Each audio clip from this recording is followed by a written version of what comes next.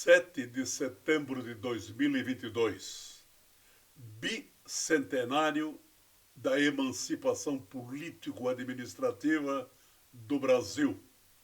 Deixou de pertencer a Portugal. 200 anos estaremos comemorando o dia 7 de setembro. Por isso, mudei aqui a estrutura do estúdio e estou mudando o tema da minha palestra semanal. Hoje, especialmente hoje, eu vou falar de outro assunto. Com muita satisfação, com muita brasilidade, eu vou falar dos símbolos nacionais. Eu vou falar desta cartilha de educação moral e cívica, editada pela Prefeitura Municipal de Cocal do Sul. E eu tenho o prazer de dissecar esta cartilha para que todos tomemos conhecimento do que sejam os símbolos nacionais.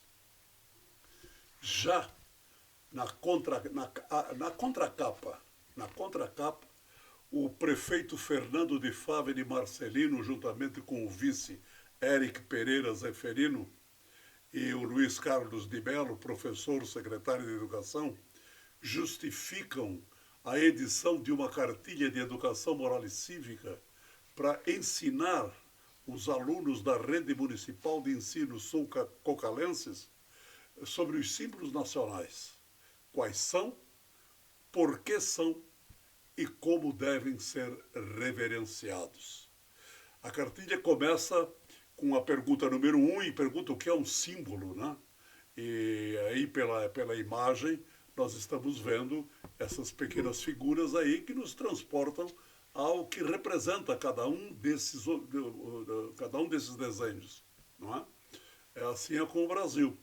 No momento que a gente vê a bandeira, imediatamente associamos Brasil, esse país continental, este país fantástico, este país fenomenal, que tem a bandeira o seu símbolo maior, mas que divide com a bandeira 3 outros símbolos: o hino nacional, o selo nacional e o brasão de armas da República, que não tem nada a ver com as armas comuns, mas é um símbolo da República Federativa do Brasil. Então, nossos símbolos são 4. O brasão de armas, o selo nacional, a bandeira e o hino. Ok? Vamos em frente. Qual é o significado das cores da bandeira nacional? Cada cor que a nossa bandeira tem homenageia uma das casas imperiais do tempo de Dom Pedro I, o libertador da pátria, aquele que proclamou a nossa independência. Então as famílias reais, elas tinham uma ingerência muito grande sobre o regime monárquico que compunha praticamente o mundo inteiro. E o Brasil era um império. Com a independência, ele se tornou o primeiro império e único império da América Latina, né? Debré, passando pelo Rio de Janeiro, pintou a bandeira do Brasil, desenhou a bandeira do Brasil para Dom Pedro I e deu as cores das casas imperiais. Só que nós aprendemos que o verde representa as matas, o Brasil está coberto de matas. O amarelo representa os minerais, especialmente o ouro do subsolo do território nacional. O azul seria a abóbora celeste e o branco a paz. Foi assim, didaticamente, que a nossa professora nos ensinou lá atrás, no Beabá, tempo que existia também a cadeira de Educação Moral e Cívica, que agora o município de Cocal do Sul está trazendo à tona de novo. É o único município da região que eu conheço que trabalha com os alunos com essa ferramenta, uma cartilha de educação moral e cívica, mostrando quais são os símbolos nacionais e como eles devem ser usados e reverenciados. Aqui, por exemplo, você aprende quais são os tamanhos oficiais das bandeiras. E você aprende quais são os tamanhos oficiais dos mastros da bandeira, porque para cada tamanho de bandeira há um tamanho de mastro. Né? Colocar uma bandeira pequena num mastro enorme fica praticamente ridículo. Né? Então, as proporções devem ser respeitadas. Pergunta se a bandeira tem avesso. Serias capaz, o ouvinte aí seria capaz de me responder se bandeira tem avesso? Pois é, está na cartilha. É a pergunta número 12. As bandeiras chegam ao topo do mastro juntas. Né? Vamos hastear 3 bandeiras. A do Brasil, a do Estado e a do município. Elas chegam lá em cima ao mesmo tempo? Não. A do Brasil chegará em primeiro lugar.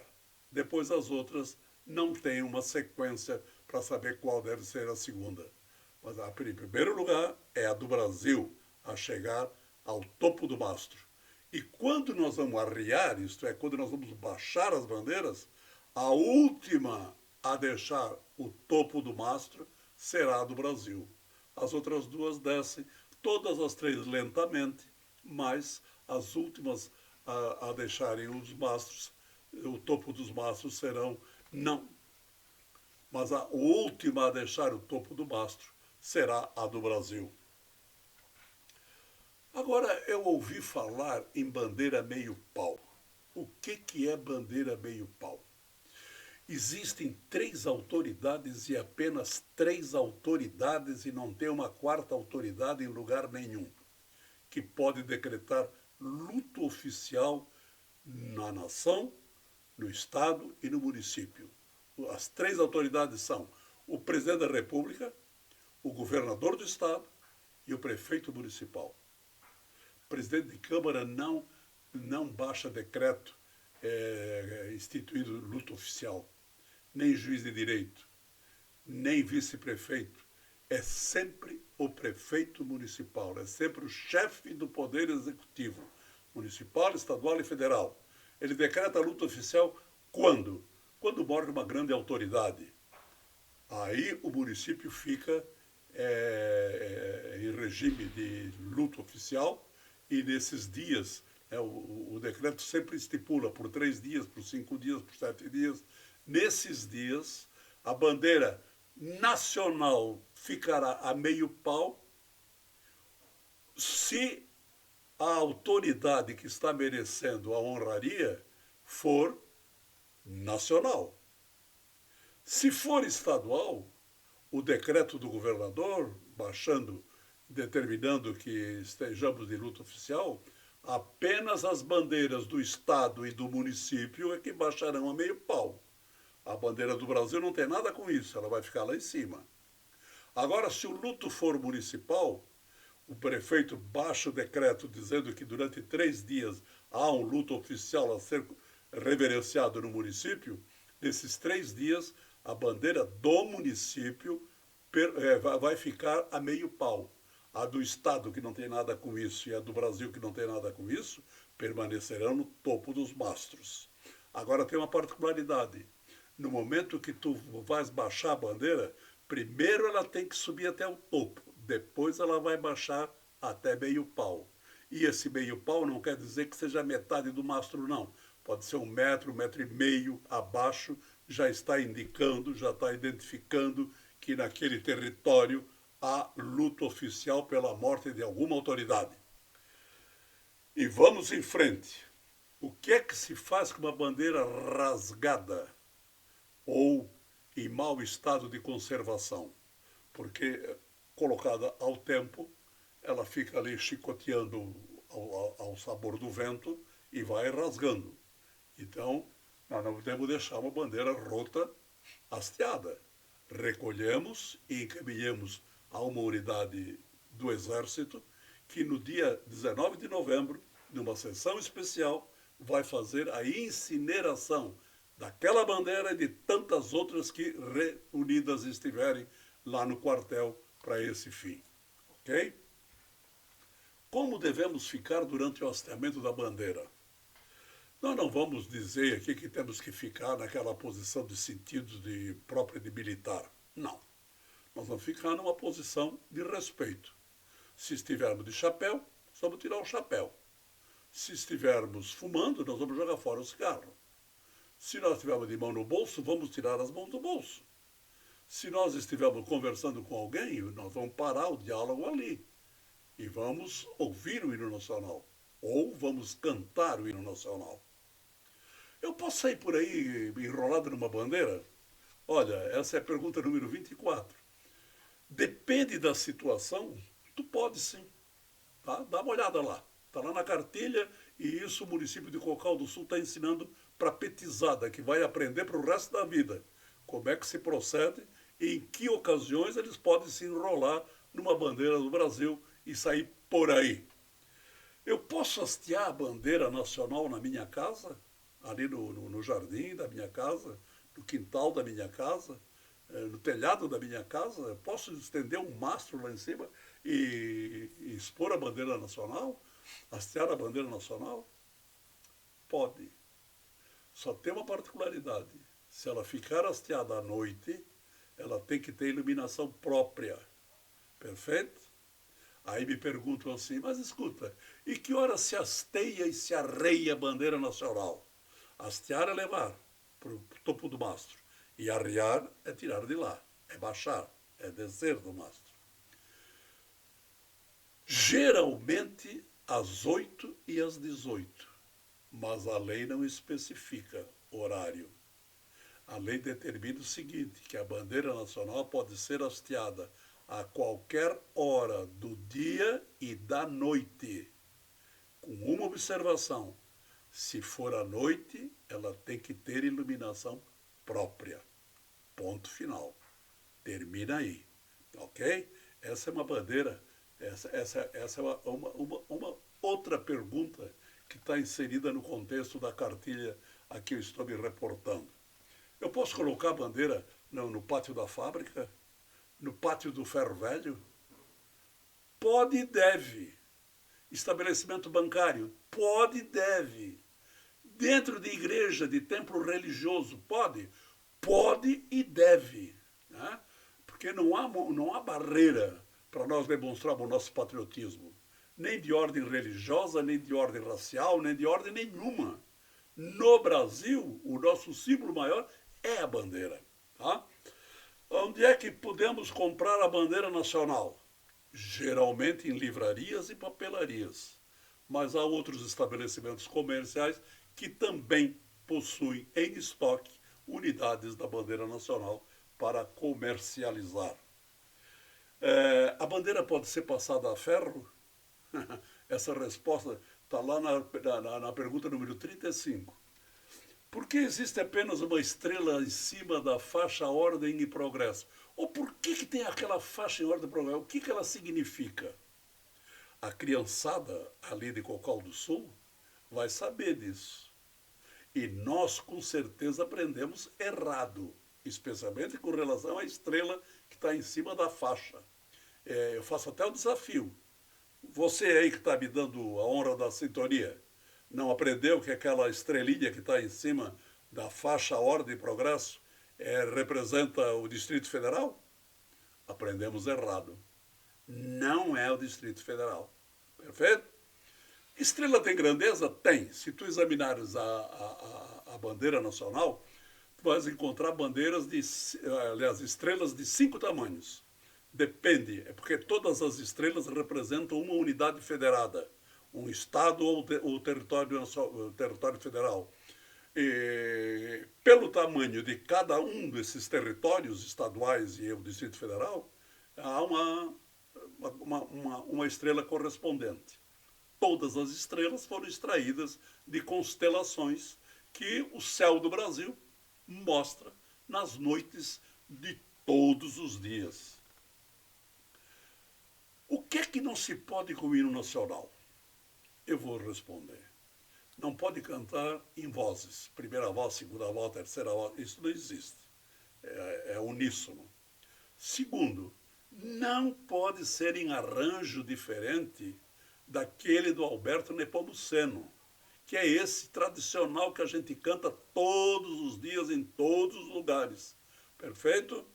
Então, se quiser fazer só com birimbau, se quiser fazer só com violão, se quiser fazer só com violino, mas desde que obedeça o que foi ensinado pelo Alberto Nepomuceno, que fez o arranjo, está tudo bem. Fora disso, pode até fazer, mas precisa de autorização do presidente da República. Nem sei se isso está sendo cumprido, porque temos ouvido muitas edições do hino nacional bem diferente do que nos ensinou Alberto Nepomuceno. E nós podemos aplaudir o hino nacional? Olha, a resposta está na pergunta 45, vai lá ver. Quando se canta apenas a primeira estrofe, a regra é a seguinte: se nós estivermos no estádio de futebol, por exemplo, e o locutor anunciar, e agora, senhoras e senhores, vamos cantar o hino nacional. Se nós vamos cantar o hino nacional, tem que ser as duas partes. O ouvido do Ipiranga às margens plácidas e depois o deitado eternamente em berço esplêndido. Quer dizer, as duas partes. Agora, se o locutor, esse mesmo locutor disser, e agora, senhoras e senhores, com a banda não sei das quantas, nós vamos ouvir o hino nacional. Aí será apenas a primeira parte. Aí vem a outra pergunta: podemos aplaudir ao final? Se nós cantarmos, nós não vamos aplaudir porque fomos nós que cantamos. Estaríamos aplaudindo a nós próprios. Mas se for uma interpretação de uma banda, nós vamos aplaudir a banda, que fez um belo trabalho musical interpretando o som maravilhoso do nosso hino nacional. Como é que se hasteiam 4 bandeiras? Qual é a posição de cada uma delas? Quando o número é par, fica meio difícil, né? Onde é que eu vou colocar a bandeira do Brasil? Quando o número é par, pode ser 2, 4, 6, 8, 10, etc. Tu divide o segmento ao meio e coloca a bandeira do Brasil na primeira posição à direita desse segmento, desse meio. Perfeito? Nós vamos olhar e vamos ver a esquerda. Mas ela foi hasteada à direita daquela linha imaginária que identifica o meio do segmento de bandeiras. E aí, no outro lado, a próxima bandeira, pela hierarquia, e depois, sucessivamente, nós vamos distribuindo as demais bandeiras. Se forem apenas 2, o critério é o mesmo. Divide ao meio, à direita do Brasil, à esquerda, a outra bandeira. Ok? Lembre-se que nós estamos... Quando eu olho para a bandeira, a minha esquerda é a direita da bandeira. E é isso que interessa. Ela foi hasteada à direita do perfil que identifica o meio do segmento que vai expor as bandeiras. Muito bom. E na execução do hino nacional, nós devemos nos voltar para a bandeira nacional? No estádio de futebol, o locutor anuncia, e agora, o hino nacional brasileiro. Aí os jogadores, mecânica e automaticamente, se viram para onde estiver a bandeira nacional, ou para um telão, ou lá para os mastros que estão hospedando as bandeiras. Errado. Nós só vamos olhar, só vamos nos voltar para o pavilhão nacional se ele estiver sendo hasteado. Caso contrário, não há por que nós reverenciarmos a bandeira, que é um símbolo igual ao hino, em detrimento do hino. Então, se a bandeira estiver sendo hasteada, vamos nos voltar para a bandeira e cantar o hino nacional olhando para ela. Agora, estamos no auditório, as bandeiras estão ali à direita da mesa. O locutor anuncia, o mestre de cerimônia anuncia. E agora, senhoras e senhores, o hino nacional brasileiro. Todos nos levantamos, colocamos-nos naquela posição de respeito. Vamos ficar olhando para as autoridades constituídas na mesa, que vão ficar olhando para nós. Ninguém vai se voltar para a bandeira nacional, a menos que ela esteja sendo hasteada. Que coisa maravilhosa poder falar dos símbolos nacionais. A página seguinte nós estamos mostrando aí a bandeira do Brasil, o brasão da República e o selo nacional. Esse selo nacional é apenas esse círculo central da bandeira, sempre em preto e branco, que vai autenticar, por exemplo, todos os diplomas universitários. Se você que está me ouvindo tem um diploma aí em casa, de graduação ou pós-graduação, pode examinar. Lá está gravado o selo da República. O brasão da República é a bandeira.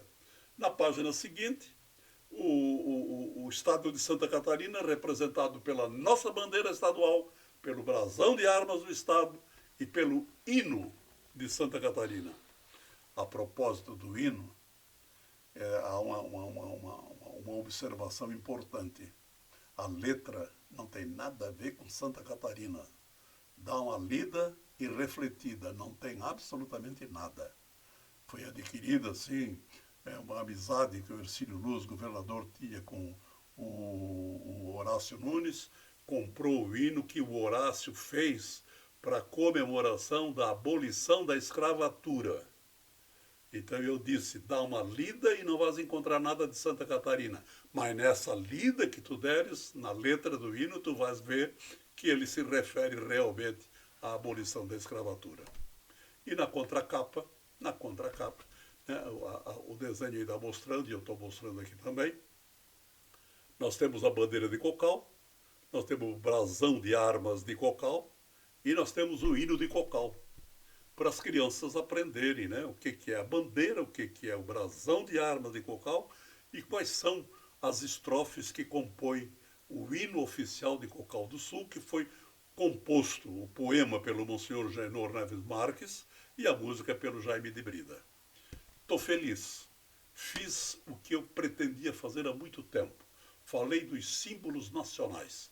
Voltarei ao tema de Criciúma a Criciúma no próximo capítulo, para o qual eu convido o ilustre e prezado ouvinte, me dar a honra da sintonia. Com os agradecimentos pela audiência, eu deixo um abraço do meu tamanho.